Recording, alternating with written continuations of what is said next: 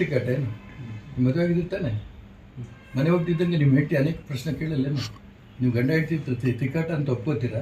ನಾನಂತೂ ಒಪ್ಕೊಡೋದು. ನೀವು ಚೆನ್ನಾಗಿದ್ದೀರಿ, ಸಂತೋಷ ನನಗೆ. BJP ಪೊಲಿಟಿಕಲ್ ಪಾರ್ಟಿ ಕೆಲಸ ಮಾಡ್ತಾ ಇದೆ.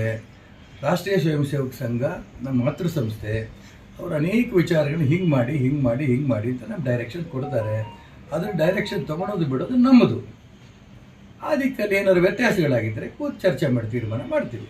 ಸರ್, ಈಗ ಕಾಂಗ್ರೆಸ್ ಸರ್ಕಾರದಲ್ಲಿ ಬರೀ ಹಗರಣಗಳದ್ದೇ ನಡೆದಿದೆ ಸರ್. ಒಂದು ಕಡೆ ಮೂಡಾದಾದ್ರೆ, ಇನ್ನೊಂದು ಕಡೆ ವಾಲ್ಮೀಕಿ ನಿಗಮ ಇತ್ತು, ಅಲ್ಲೂ ಕೂಡ ಈ ರೀತಿ ಹಗರಣಗಳಿದೆ. ಏನು ಅಂತೀರಿ? ಏನು ಹೇಳೋದು? ರಾಜ್ಯದಲ್ಲಿ ಸರ್ಕಾರ ಇದೆ ಅಂತ ಒಪ್ತೀರಾ ನೀವು? ಅಹಿಂದ ಅಂತ ಹೇಳ್ಕೊಂಡು 50 ವರ್ಷದಿಂದ ರಾಜ್ಯದಲ್ಲಿ ಕೇಂದ್ರದಲ್ಲಿ ಕಾಂಗ್ರೆಸ್ ಪಕ್ಷ ಅಧಿಕಾರಕ್ಕೆ ಬಂತು. ಅಲ್ಪಸಂಖ್ಯಾತರು ಆ ಇಲಾಖೆಯಲ್ಲಿ ಲೂಟಿ ಆಗ್ತಾ ಇದೆ ಅಂತ ಬಂದಿದೆ ರಿಪೋರ್ಟ್ ಆಗಲೇ. ಹಿಂದುಳಿದವರು ಮತ್ತು ಪರಿಶಿಷ್ಟ ಜಾತಿ ಪರಿಶಿಷ್ಟ ಪಂಗಡಿಗೆ ನೇರವಾಗಿ 187 ಕೋಟಿ. ಒಬ್ಬ ಪ್ರಾಮಾಣಿಕ ಅಧಿಕಾರಿ ಆತ್ಮಹತ್ಯೆಯನ್ನು ಮಾಡಿಕೊಂಡ. ಪ್ರಾರಂಭದಲ್ಲಿ ಏನೂ ಆಗಿಲ್ಲ ಅಂತಂದರು ಮುಖ್ಯಮಂತ್ರಿಗಳು, ಉಪಮುಖ್ಯಮಂತ್ರಿಗಳು. ಇದೆಲ್ಲ ಅದು ಏನೇನೂ ಆಗಿಲ್ಲ, ನಾವು ಅದು ನೋಡ್ತೀವಿ, ಇದು ನೋಡ್ತೀವಿ. ನೀವು ಒಪ್ಕೊಂಡಿದ್ದಾರೆ, ಹೌದು ಅವ್ಯವಹಾರಗಳಾಗಿದೆ, ನಾವು ಅವೆಲ್ಲ ಬಡ್ಕೊಂಡು ಇದು CBI ಕೊಡ್ರಿ ಅಂತ. ಕೊಡಲಿಲ್ಲ. ಯಾವ ದುಡ್ಡು?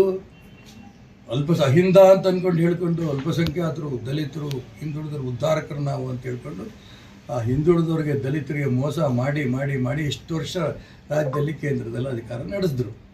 ಈಗ ಅಲ್ಪಸಂಖ್ಯಾತರು ಸ್ವಲ್ಪ ಅವ್ರ ಜೊತೆ ಹಂಗೂ ಹಿಂಗೂ ಉಸಿರಾಡ್ತಿದ್ದಾರೆ.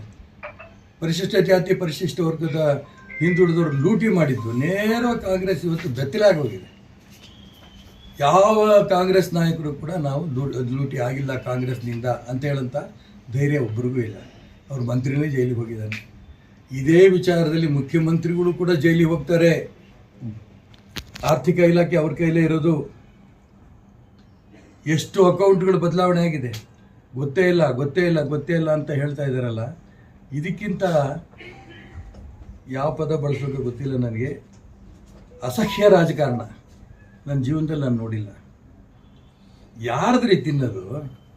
ಪರಿಶಿಷ್ಟ ಜಾತಿ ಪರಿಶಿಷ್ಟ ವರ್ಗದವ್ರದ್ದು ದುಡ್ಡು ತಿಂದು ಆ ಆತ್ಮಹತ್ಯೆ ಮಾಡ್ಕೊಂಡಿರೋನ ಬಗ್ಗೆನೂ ಕೂಡ ಒಂದು ಗಲಾಟೆ ಮಾಡಿ ಅವ್ರಿಗೇನೊಂದು 25 ಲಕ್ಷ ಇವಾಗ ಘೋಷಣೆ ಮಾಡಿದ್ದಾರೆ. 187 ಕೋಟಿ ಇವ್ರು ತಿಂದರು. ಆತ್ಮಹತ್ಯೆ ಮಾಡ್ಕೊಂಡಂಥ ವ್ಯಕ್ತಿ ಮನೆಗೆ ಒಂದು 25 ಲಕ್ಷ ಕೊಡೋಕ್ಕೆ ಪಾಪ ಹಿಂದೆ ಬಂದೆ ನೋಡ್ತೀವಿ.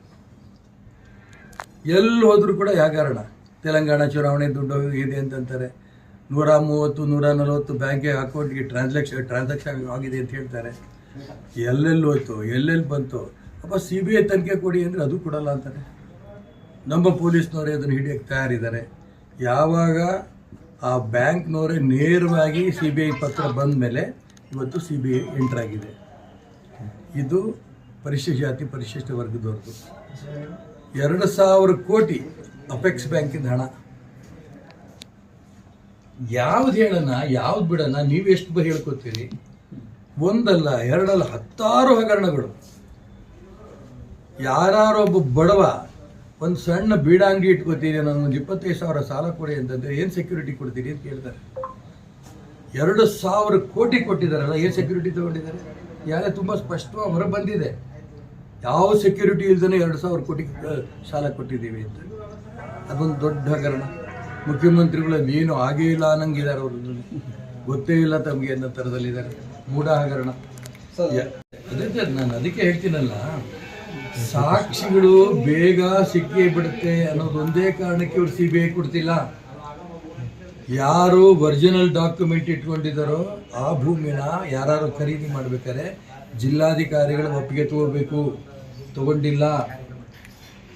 ಬೆಲೆ ಬಾಳುವ 14 ಸೈಟ್ಗಳನ್ನು ಮುಖ್ಯಮಂತ್ರಿಗಳು ತಗೊಂಡ್ರು. ಇಲ್ಲ ಅಂದಿಲ್ಲ. ಚುನಾವಣೆ ಸ್ಪರ್ಧೆ ಮಾಡಬೇಕಾದ್ರೆ ಅವ್ರ ಆಸ್ತಿ ಘೋಷಣೆ ಮಾಡಬೇಕಲ್ಲ, 8.5 ಕೋಟಿ ಘೋಷಣೆ ಮಾಡಿದ್ದಾರೆ.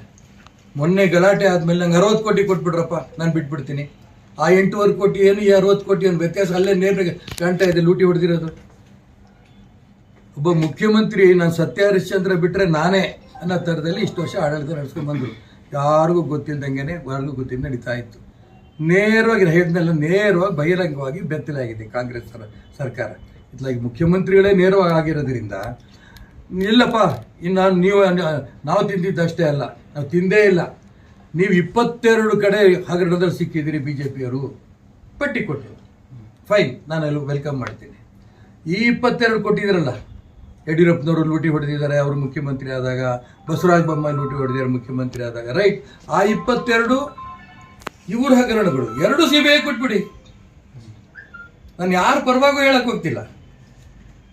CBIನವರು ಯಾರು ಕಳ್ಳರು ಅನ್ನೋದನ್ನು ತುಂಬ ಸ್ಪಷ್ಟವಾಗಿ ಹೊರ ಹಿಡಿತಾರೆ. ಅವ್ರು ಲೂಟಿ ಮಾಡಿದರೆ ಅವರು ಜೈಲಿಗೆ ಹೋಗ್ತಾರೆ, ಇವ್ರು ಲೂಟಿ ಮಾಡಿದರೆ ಇವರು ಜೈಲಿಗೆ ಹೋಗ್ತಾರೆ.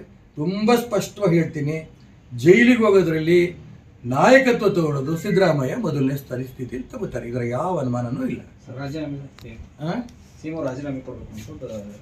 ಅಲ್ಲ, ಈಗ ನಾನು ಯಾಕೆ ರಾಜೀನಾಮೆ ಕೊಡಬೇಕು ಅಂತ ನಾನು ಬಾಯ್ಬಿಟ್ಟು ನೇರ ಹೇಳಕ್ ಹೋಗಲ್ಲ. ಅದಕ್ಕೆ ಹೇಳ್ತಲ್ಲ, ಇಷ್ಟು ಅಸಹ್ಯ ರಾಜಕಾರಣ ಕರ್ನಾಟಕ ರಾಜ್ಯದ ಇತಿಹಾಸದಲ್ಲಿ ನಡೆದಿರಲಿಲ್ಲ.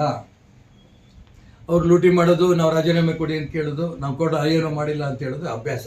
ಈ CBI ಕೊಟ್ಬಿಡಿ. CBI ಕೊಡ್ಬೇಕಾದ್ರೆ ಸ್ವಾಭಾವಿಕ ರಾಜೀನಾಮೆ ಕೊಡ್ತೀರಿ. CBI ಅಂತ ನೀವು ಕ್ಲೀನ್ ಚಿಟ್ ತಗೊಂಬನ್ನಿ, ಮಾರನೇ ದಿನ ನೀವು ಮತ್ತೆ ಮುಖ್ಯಮಂತ್ರಿ ಆಗ್ರಿ. ನಾನು ಅದಕ್ಕೋಸ್ಕರ ಹೇಳಿದೆ, ಬರೀ ಕಾಂಗ್ರೆಸ್ ಬಗ್ಗೆ ನಾನು ಹೇಳ್ತಿಲ್ಲ, ಸಿದ್ದರಾಮಯ್ಯ ಪಟ್ಟಿ ಮಾಡಿದ್ದಾರೆ. ಅದನ್ನು ನೊಂದು ಹೇಳ್ತೀನಿ. ಅದರಲ್ಲಿ ಕೋಟಾ ಶ್ರೀನಿವಾಸ ಪೂಜಾರಿ ಹೆಸರು ಸೇರಿಸ್ತಾರೆ. ಇಷ್ಟು ಪ್ರಾಮಾಣಿಕ ರಾಜಕಾರಣಿ, ನಿಜಕ್ಕೂ ಕೂಡ ಬಹಳ ಅನ್ಯಾಯ. ಅದನ್ನು ನಮ್ಮ ಸೇರಿಸೋದಕ್ಕೋಸ್ಕರ ಮುಖ್ಯಮಂತ್ರಿಗಳು ಅದನ್ನು ವಾಪಸ್ ತಗೊಳ್ಳಿ ಪಟ್ಟಿಯಿಂದ. ಕೋಟಾ ಶ್ರೀನಿವಾಸ ಪೂಜಾರಿ ಅವ್ರ ಬಗ್ಗೆ ಕ್ಷಮೆ ಕೇಳಲಿ. ಇಲ್ಲ ನಾನು ಅವರು ಲೂಟಿ ಮಾಡಿದ್ದಾರೆ ಗ್ಯಾರಂಟಿ ಗೊತ್ತು. ಮೊನ್ನೆ ಲಕ್ಷ್ಮೀ ಹೆಬ್ಬಾಳ್ಕರ್ ಅವ್ರು ಹೇಳಿದ್ದಾರೆ, ಇವತ್ತು ಬೆಳಿಗ್ಗೆ ನೋಡಿದೆ ನಾನು. ಅವ್ರು ದಾಖಲೆ ಹೇಳಿದೆ, ಮುಖ್ಯಮಂತ್ರಿಗಳು ಹೇಳಲ್ಲ. ಇಷ್ಟು ದಾಖಲೆಗಳಿದಾವಲ್ಲ, ಪ್ರತಿದಿನ ಮುಖಕ್ಕೆ ಎರಚ್ತಾ ಇದ್ದಾರಲ್ಲ BJP ಕಾರ್ಯಕರ್ತರು. ಇದಕ್ಕೇನು ಉತ್ತರ ಕೊಡ್ತೀರಿ?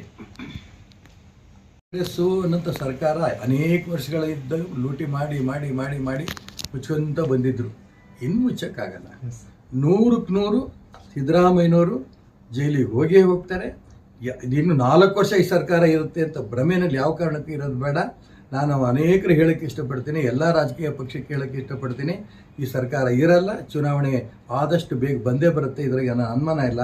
ಆದರೆ ಅಷ್ಟರೊಳಗೇ ಈ ಕಾಂಗ್ರೆಸ್ಸಿನ ಲೂಟಿ ಹೊಡೆದಿರೋಂಥ ವ್ಯಕ್ತಿಗಳು ಯಾರಿದ್ದಾರೆ, ನಾಯಕರುಗಳಿದಾರಲ್ಲ, ಮುಖ್ಯಮಂತ್ರಿಗಳು, ಇನ್ನೂ ಅನೇಕ ಮಂತ್ರಿಗಳು ಹೊರಗೆ ಬರ್ತಾರೆ. ಅವ್ರಿಗೆಲ್ಲ ಜೈಲಿಗೆ ಹೋಗಿ ನಾವು ಹಣ್ಣು ಕೊಡಬೇಕು, ಇದ್ರಾಗ ಯಾವ ಅನುಮಾನನೂ ಇಲ್ಲ. ಮಾಡಿದ್ರಲ್ಲ, ನಾನೇನು ಮಾಡಿದೆ, ನನ್ನ ಮೇಲೆ ಆಪಾದನೆ ಬಂತು. ನಾನು ತಕ್ಷಣ ಕೇಂದ್ರ ನಾಯಕರಿಗೆ ಫೋನ್ ಮಾಡಿದೆ, ಯಾವನು ಇವರು ಕಾಂಗ್ರೆಸ್ನವ್ರು ನನ್ನ ಬಗ್ಗೆ ಮಾತಾಡಬಾರ್ದು, ನಾನು ರಾಜೀನಾಮೆ ಕೊಡ್ತೀನಿ, ನನ್ನ ಮೇಲೆ ಒಂದು ಆಪಾದನೆ ಬಂದಿದೆ, ದಯವಿಟ್ಟು ಪರ್ಮಿಷನ್ ಕೊಡಿ, ತಡ್ಕೊಳ್ಳಿ ಅಂದರು ಮೋದಿಯವರು ಮತ್ತು ಅಮಿತ್ ಶಾ ಅವರು. ಅರ್ಜೆಂಟ್ ಮಾಡಬೇಡಿ, 2 ದಿನ. ಅಷ್ಟರೊಳಗೆ ಸಿದ್ದರಾಮಯ್ಯ, DK ಶಿವಕುಮಾರ್ ಮೆರವಣಿಗೆ ಮಾಡಿದ್ದು. ತಕ್ಷಣ ನಾನು ಪರ್ಮಿಷನ್ ತಗೊಂಡು ರಾಜೀನಾಮೆ ಕೊಟ್ಟೆ. ರಾಜೀನಾಮೆ ಕೊಟ್ಟ ಮೇಲೆ ತನಿಖೆ ಆಯಿತು. ತನಿಖೆಯಲ್ಲಿ ನಂದೇನೂ ತಪ್ಪಿಲ್ಲ, ನಿರ್ದೋಷಿ ಅಂತ ಅಂದ್ಕೊಂಡು ಕ್ಲೀನ್ ಚಿಟ್ ಸಿಕ್ತು. ಕ್ಲೀನ್ ಚಿಟ್ ಸಿಕ್ಕ ಮೇಲೂ ನನ್ನ ಪಕ್ಷದ ನಾಯಕರುಗಳು, ನನ್ನ ಹೆಸರುಗಳು ಹೇಳಲ್ಲ, ನನಗೂ ಮೋಸ ಮಾಡಿದ್ರು. ಕ್ಯಾಬಿನೆಟ್ ತಗೋತೀನಿ, ನಾಳೆ ತಗೋತೀನಿ, ನಾಡು ತಗೋತೀನಿ ಅಂತ ನಂಗೆ ಮೋಸ ಮಾಡಿದ್ದಾರೆ. ಅರ್ಥ ಆಯ್ತು? ಅದಿರಲಿ, ನನ್ನ ಮೋಸದ್ದಿರಲಿ. ಆದರೆ ಕಾಂಗ್ರೆಸ್ನವ್ರು ನನ್ನ ಹೆಸರು ಕೋಟ್ ಮಾಡಿದ್ರಲ್ಲ, ಜೊತೆಗೆ ಇದು ಹೇಳಬೇಕಿತ್ತಲ್ಲ, ಈಶ್ವರಪ್ಪ ರಾಜೀನಾಮೆ ಕೊಟ್ಟರು, ನಾವು ಬಣ್ಣನ ಮಕ್ಕಳು, ನಾವು ರಾಜೀನಾಮೆ ಕೊಡಲ್ಲ, ಏನು ಮಾಡ್ತಾರೋ ಮಾಡ್ಕೊಳ್ಳಿ. ಯಾಕೆಂದ್ರೆ ಬಂಡತನ ಅನ್ನೋದನ್ನ ಕಾಂಗ್ರೆಸ್ನ ಪ್ರತಿಯೊಬ್ಬ ನಾಯಕರ ರಕ್ತದ ಕಣಕಣದಲ್ಲೂ ಸೇರಿಬಿಟ್ಟಿದೆ. ಬರೀ ಬಂಡುತ್ತರನೇ, ಜೋರಾಗಿ ಕೂಗ್ಬಿಟ್ರೆ ಅವರು ನ್ಯಾಯಸ್ಥರು ಅನ್ನೋ ಥರದಲ್ಲಿ ಮಾತಾಡ್ತಿದ್ದಾರೆ. ಸಾಧ್ಯನೇ ಇಲ್ಲ. ಇವರೆಲ್ಲ ಜೈಲಿಗೆ ಹೋಗೋರು ಭಾಳ ಜನ ಇದ್ದಾರೆ. ಅದಕ್ಕೋಸ್ಕರ ನಾನು ಹೇಳ್ತಾ ಇದ್ದು, ನಾನು ಇಷ್ಟು ಧೈರ್ಯವಾಗಿ ಹೇಳಬೇಕಾದ್ರೆ ಕ್ಲೀನ್ ಚಿಟ್ ಇಟ್ಕೊಂಡು ಹೇಳ್ತಾ ಇದ್ದೀನಿ. ಆಪಾದನೆ ಬಂದಿದ್ದ ದಿನನೇ ನಾನು ಕೇಂದ್ರ ನಾಯಕರಿಗೆ ಪರ್ಮಿಷನ್ ಕೇಳಿದೆ, 1-2 ದಿನ ತಡೀರಿ ಎಂದು. ಅಷ್ಟರೊಳಗೆ ಮೆರವಣಿಗೆ ಮಾಡಿದ್ರು ಸಿದ್ದರಾಮಯ್ಯನವರು, DK ಶಿವಕುಮಾರ್, ಇಡೀ ರಾಜ್ಯ ಮೆರವಣಿಗೆ. ಫೈನ್, ನಂದೇನು ಅಭ್ಯಂತರ ಇಲ್ಲ. 3000 ಪುಟದ್ದು ರಿಪೋರ್ಟ್ ಕೊಟ್ಟಿದ್ದಾರೆ, ಕ್ಲೀನ್ ಚಿಟ್ ಸಿಕ್ತು, ನಿರ್ದೋಷಿ ಅಂತ. ಅದ್ರ ಬಗ್ಗೆ ಮಾತಿಲ್ಲ. ಈಗ ಪರಿಶಿಷ್ಟ ಜಾತಿ ಪರಿಶಿಷ್ಟ ವರ್ಗದ ಜನಗಳ ಲೂಟಿ ಮಾಡಿದಾರಲ್ಲ, ಇಷ್ಟು ವರ್ಷ ಅವ್ರ ಹೆಸರೇಳ ಅನ್ನ ತಿಂತಿದ್ರು, ಆಡಳಿತ ನಡೆಸ್ತಾ ಇದ್ರು. ಹಿಂದುಳಿದವರು ದಲಿತರ ಅನ್ನ ಇವ್ರು ತಿನ್ಬೇಕಾದ್ರೆ ಅವ್ರ ಹೆಸರೇಟ್ ತಿಂದ್ರು. ಈಗ ಇವ್ರು ಜೈಲಿಗೆ ಹೋಗ್ತಾರೆ, ಅನುಮಾನ ಇಲ್ಲ. Thank you sir.